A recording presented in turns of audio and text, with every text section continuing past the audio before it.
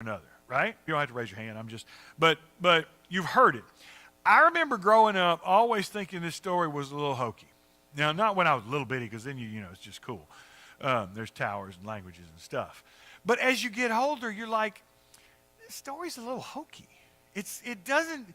I don't know. Maybe I'm using a word nobody understands. This is a Jeff word.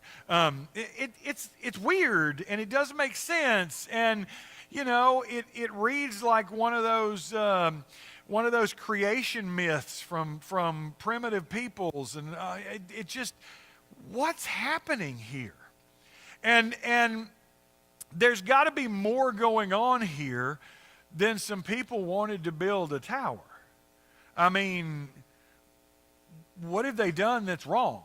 And if building a tower is such a bad thing, I mean, we got skyscrapers all over the place. That doesn't really track or make sense. So let's talk about this for a minute. What do you think? What did these people do wrong? And we're going to talk about it in detail later. But what do you think? What did they do that was so wrong? Anybody? Nobody want to venture? Oh, yeah, I see a hand. They wanted to be like God, which is what? That's the sin that has been plaguing mankind throughout all of our readings. That's the sin that's plagued the spiritual beings, the original rebel, and then these other rebels that we want to be like God. What do you think? Everybody agree with that? Anybody want to disagree with that? You want to offer your own opinion? No. It was not anything to honor God. That's another good point. It was who was being honored? Themselves. That's what they said. Let's make a name for ourselves. Let's do this so that everybody will see how great we are. Okay, I buy that. Let's look at, I'm sorry, Jerry. They thought they could reach heaven. And we'll talk about that in a minute, because you're exactly right. And I think that means something more than just physically ascending into the clouds. Tony, was your hand up?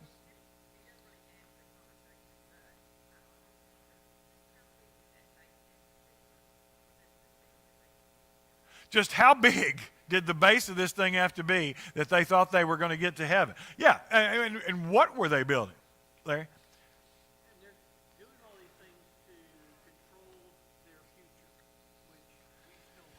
Ooh, they're doing all these things to control their future, which we still like to do. And we all think we can do that, right? And I don't know about your life, but my life is a series of God going, really? Let me show you something.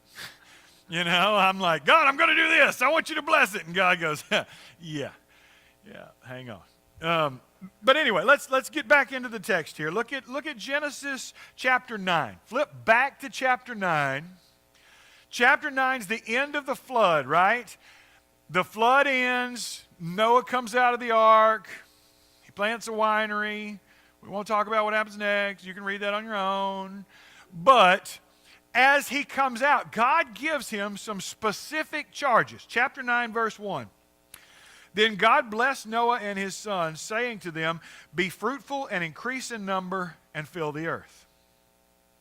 Skip down to verse 7. As for you, be fruitful and increase in number, multiply on the earth and increase upon it. What were they supposed to be doing? Increasing in number, multiplying in number, filling the earth, right? Were they doing that? No. They're building a city. They're building a tower. Any of that sound like multiplying and increasing in number and filling the earth? No, not a bit. And sometimes we see those and we're like, well, that's it? They were just disobedient? Well, yeah, it's that important to God. We don't like to talk about that because it gets us, you know.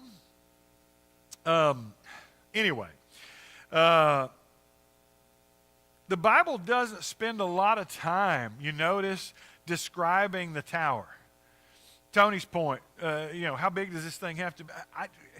We don't get a whole lot of descriptions. We get a description of the building material. They're going to use brick instead of rock or whatever. But it doesn't give us parameters. It doesn't give us measurements. I mean, we got more measurements about the ark than we do about this tower. Okay, and maybe there's a reason for that. God gave the specifics on the ark, and there are. That's a good point. Maybe that's the reason we don't have any specifics. Some scholars believe this tower was a step tower. It's called a ziggurat. These are structures that are found a lot through the ancient Near East and the ancient Middle East, and it would be a tower that had steps going up. You've seen pictures of these things? Yeah, it was sort of. Yeah. But it was a pagan worship thing. It was a means to elevate themselves. It was about sun worship. It was about whatever, being closer to the sky would allow the worshipers somehow to ascend to a higher spiritual plane. But now, that's a theory. The Bible doesn't say that. In fact, if you notice, up until this point, the Bible hasn't really talked a lot about idolatry. It hasn't talked a lot about God's, we'll talk about that. There's another theory that Nimrod, Noah's great-grandson, built the city and the tower, and that is because there are translations that conflate Babel with Babylon. And when you put those two together, it makes a lot more sense that this city is an ancient evil that carries forth even into the New Testament. Josephus is one of those that states that Nimrod built a tower too high for the waters to be able to reach. That Josephus's theory is that Nimrod was trying to build a tower so God couldn't get him again, even though God had promised he wasn't going to get him again. That's not mine. That's his. So, why did God destroy the Tower of Babel? Well, God doesn't destroy the Tower of Babel, does he? I mean, if God wanted to destroy the city and the tower, there's no fire raining down from heaven. There's no, all the things that God could do if he wanted to destroy a city. There's no destruction of the city. In fact, they really just he really just confuses everybody so that they go their separate ways and disperses over the face of the earth. That sound familiar? That's exactly what God had told them to do in Genesis 9. And so if you want to do it yourself, well then look, I'll do this. You won't be able to understand each other, and guess what you're going to do? You're going to go off and disperse and scatter across the earth. Robin. Thank you for that question. I'll get you a check later. That was my perfect segue to where we're going. Who do you think the us is when God says, let us go down and confuse their language? There's something here, and we've been talking about this idea of God's divine counsel, of the Elohim. We see that in Job, we see it in Psalms, we see it in Genesis. And this sounds a lot like what we saw in Genesis 1. Because if you read it, what happened? God says, let us go down and confuse their language. And then the next line reads, so the Lord confused their language. Right? So, if Todd comes in and says, everybody come to the KFC, let's go get pizza. And we all go to the KFC, and then Todd makes the dough and tosses it and puts toppings on it, puts it in the oven, takes it out. We didn't make pizza. Todd did. But we all went for pizza. Are you with me so far?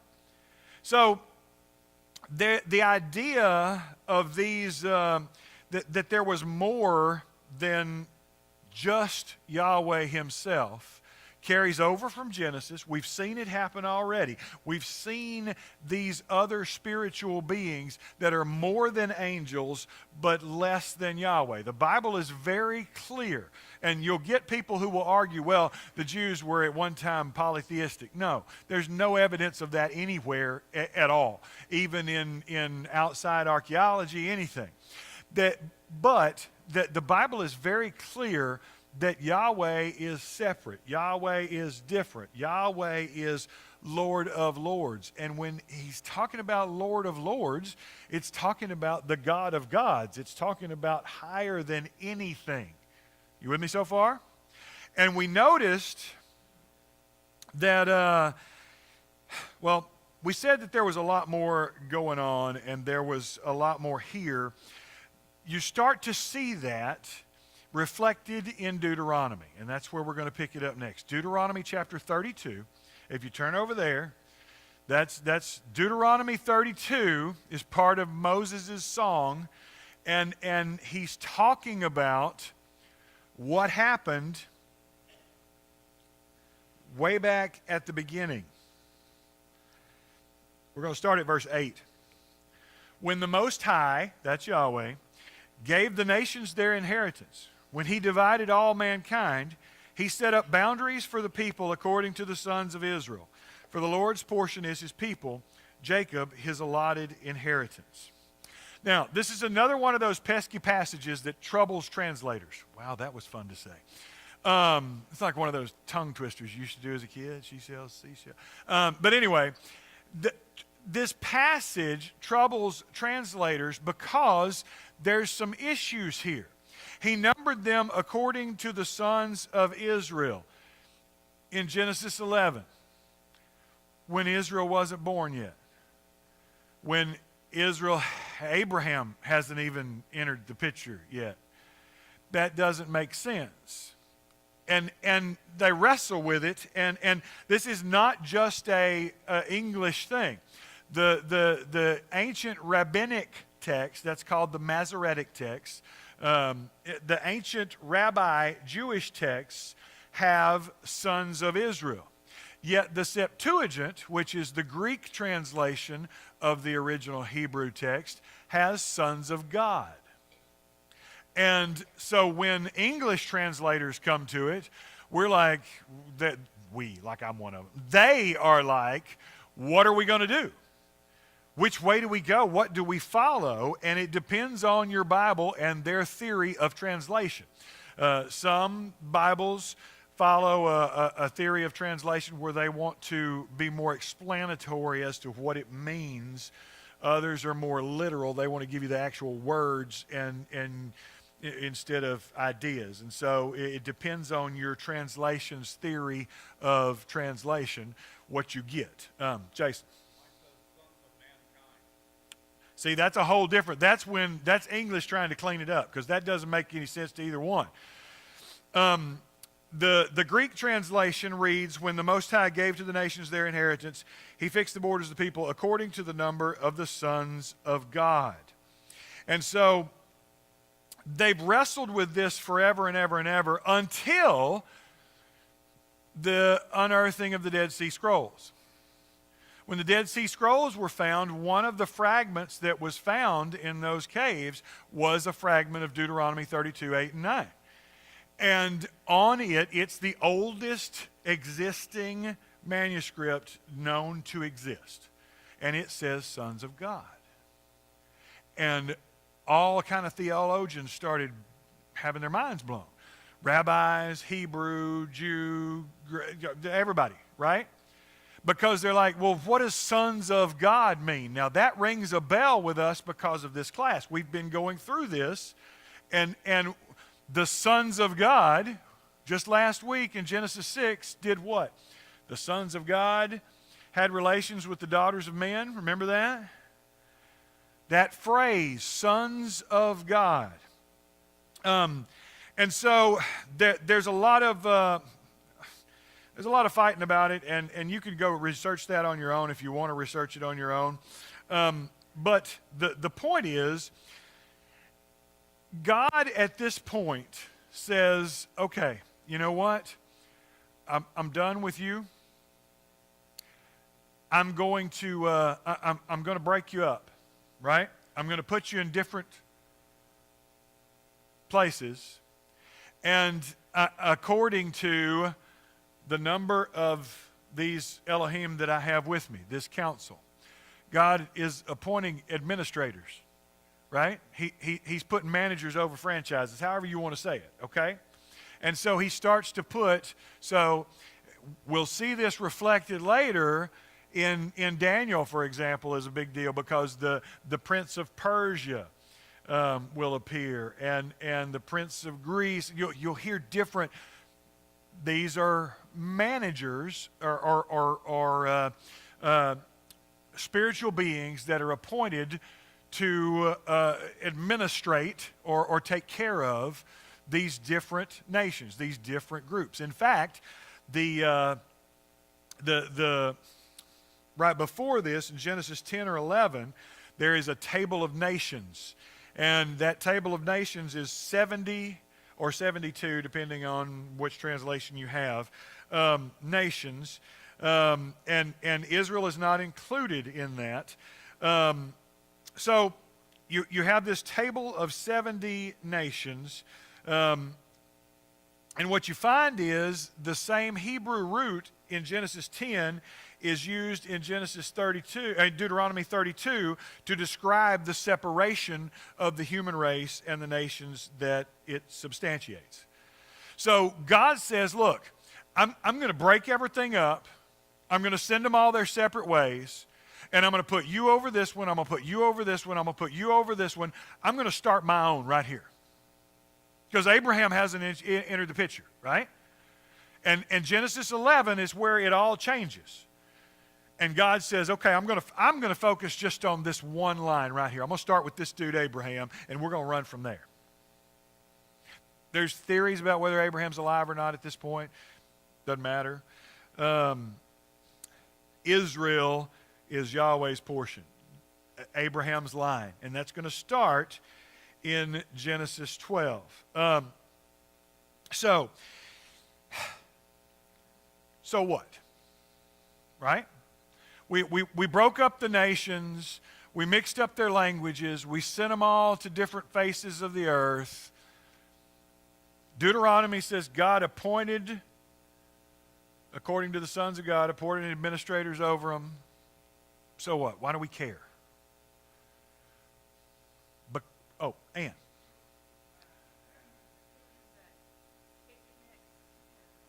Oh, okay, good. Right?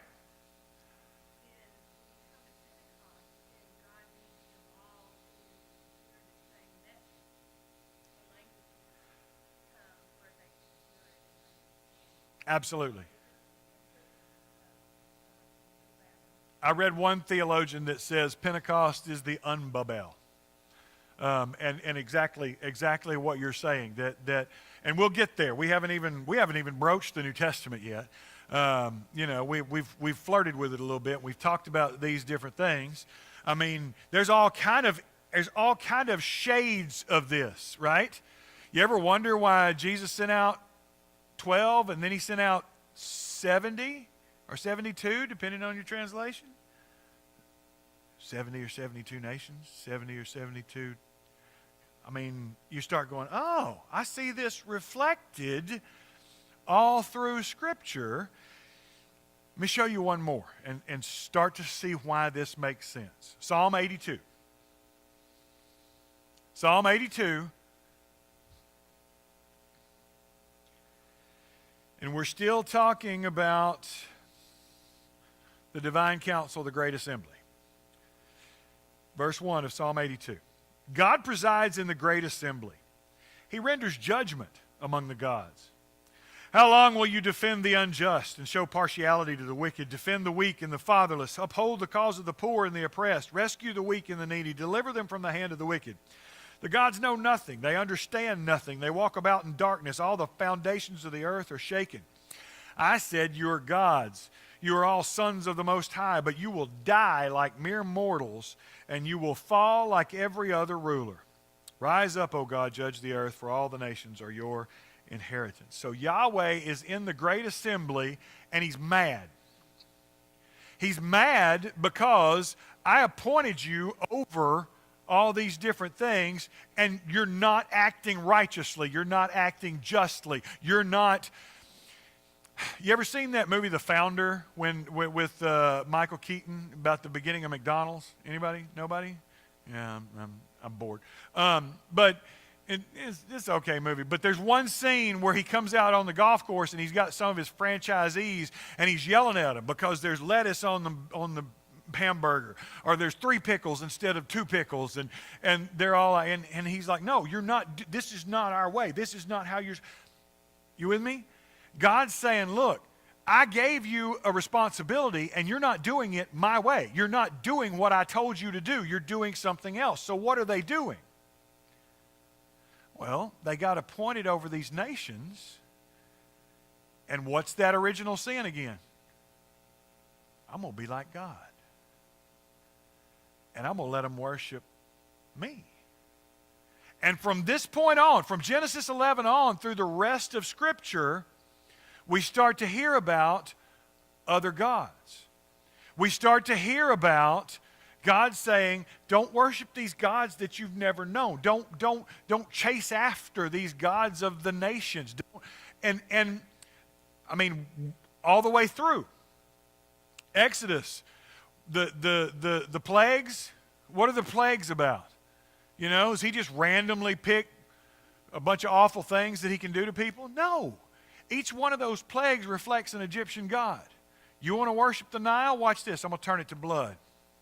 Because Yahweh is better. Yahweh is superior. Yahweh is holy. Yahweh is higher. Yahweh is more than any of these other things. And that's going to be reflected over and over and over. Instead of managing or conducting business in the way that God decrees, which is what? Justice and mercy. Standing up for the oppressed, championing the helpless. The job that was given to these who have authority over the nations, they haven't done that. They've set themselves up as, quote, gods. And God says, you know what? Fine. You're all going to die. You're going to die just like mortal rulers. God, and it's at Babel, he separates them out. Well, that third divine rebellion is when these sons of the Most High, the sons of God, who are placed in authority over a nation, now set themselves up as somehow a god of that nation. And so what we get from that point on is kind of some tough love. You want to chase after Dagon? Have at it. Let's see what that gets you. You want to chase after Baal? Have at it. See what that gets you. It's the Old Testament equivalent of Romans 1, right? He gave them over to their own desires. He says, that's the way you want it. I'm tired of fighting you on it. He in effect decides that the people of the world's nations are no longer going to have relationship with him. He's going to have relationship with this nation. But he still cares about the nations. He still shows affection towards the nations. He still is interested in the nations and is still enacting, as we know the whole story, a plan to bring all the nations back to himself. It's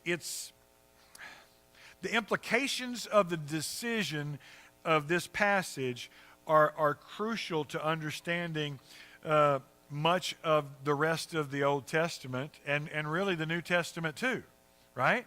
Because once we understand that God does this and then focuses in on Israel. Why does he focus in on Israel? Because he's done with all these people and he wants to throw them away? No, because they can't redeem him themselves. He's given them multiple opportunities. They can't redeem themselves. The spiritual beings, his divine counsel, can't redeem themselves. There's only one way this is going to get done. What do we say, dads? You want something done right, you got to do it yourself. The only way this is going to get fixed is for me to start with this other place where I can eventually enter into creation. Look at Genesis 12. I told you that's what happens next. The Lord said to Abram, "Go from your country, your people, and your father's household to the land I'll show you. I will make you into a great nation, and I'll bless you. I'll make your name great, and you will be a blessing. I will bless those who bless you, and whoever curses you I will curse. And all peoples on earth will be blessed through you." All peoples on earth will be blessed through you. So even God has given them over to their own desires, like Romans 1. Even though God has said, I'm going to enact some tough love, it's still love. He still loves them. He still cares about them. He still is so connected to this that he's going to enact this plan to redeem creation from itself. And it starts with Abraham. Everything else from that plan, everything else from this moment is rolling towards that plan that culminates in Jesus. When God enters creation and does what no one can do.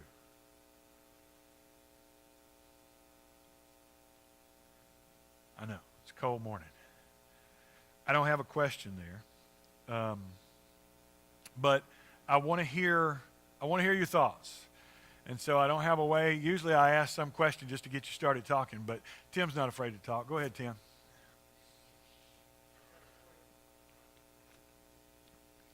I'll do the best I can.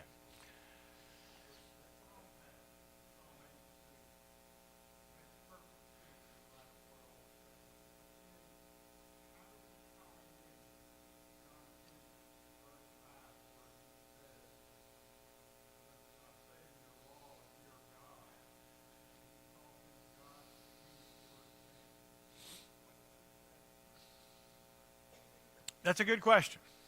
I'm going to do like a politician. That's a very good question, and we're going to give that the utmost. The truth is, I don't know. Let me look and see. That's the best I can say.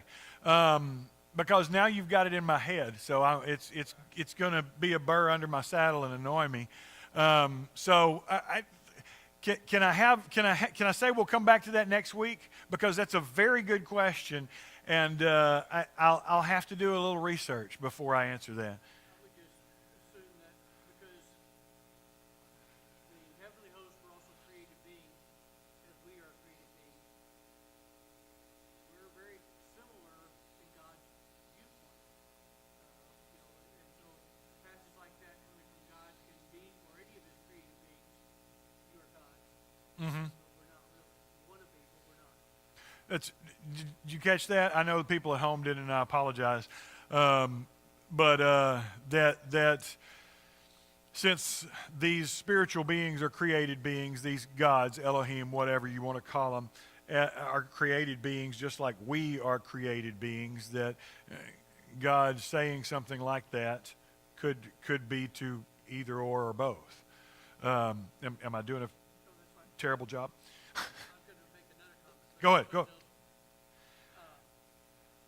This whole makes more sense in the Micah 6 passage of what God wants of us, and I always was confused why he says, all the usual things, the rams, the cattle, and such, or should I give you my firstborn child as a payment for my rebellion, my offspring from my own flesh and blood for my sin? God never asked for a child sacrifice, but all these other gods of the Canaan area did. Yes. And so he's saying, God, no, that's not what God asked of you. But you know what God has asked of you. He wants you to promote justice, be faithful, and live obediently before God. That is what he's always asking. Not put ourselves as God, but put ourselves obediently. To walk humbly. we see this all the way because these beings now become very resistant to the plan of God, to the point that that's why when the Israelites are wandering in the wilderness and they have to go through all these other lands, in the Jewish mind, the wilderness is a place where evil lives. It's we talked some last week about some of these Second Temple Jewish writings. You with me on that? Just nod your head every once in a while. Let me know you're awake. But that First Enoch has a passage, and I don't know it off the top of my head. I'll have to look it up. But a passage that talks about how the evil is broken up, and there's Leviathan in the sea, and that is symbolic. It's not, he doesn't say this, but Leviathan's in the sea, and that's the chaos of the water, and Behemoth is in the wilderness, and that's the chaos of the desert. And basically the idea is that the evil spirits live in the water or in the desert. And that's why they have this weird relationship with water.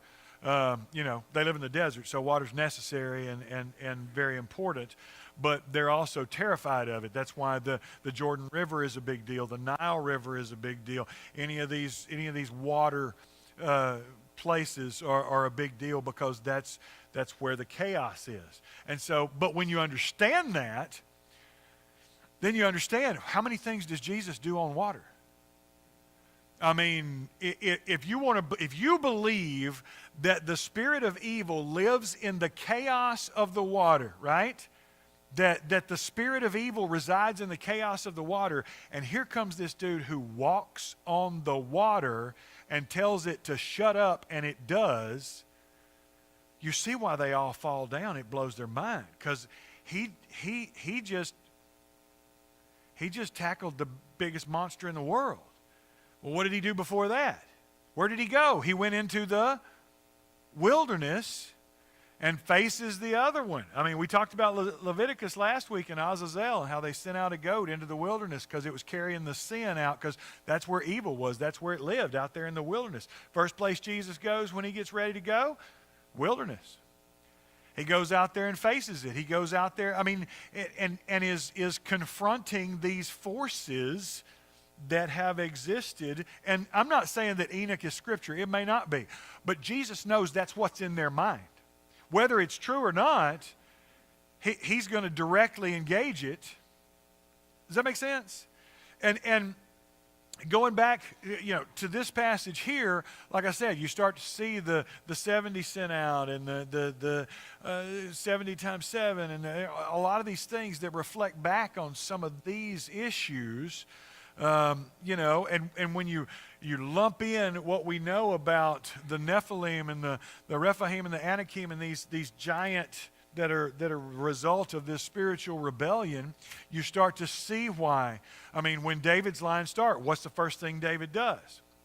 He fights a Nephilim. He fights an Anakim. He fights a giant that everybody there, whether it's true or not, if Goliath was just a big guy, it doesn't matter. Everybody still, all those Jews were still thinking, this is a Nephilim. This is a product of some kind of spiritual.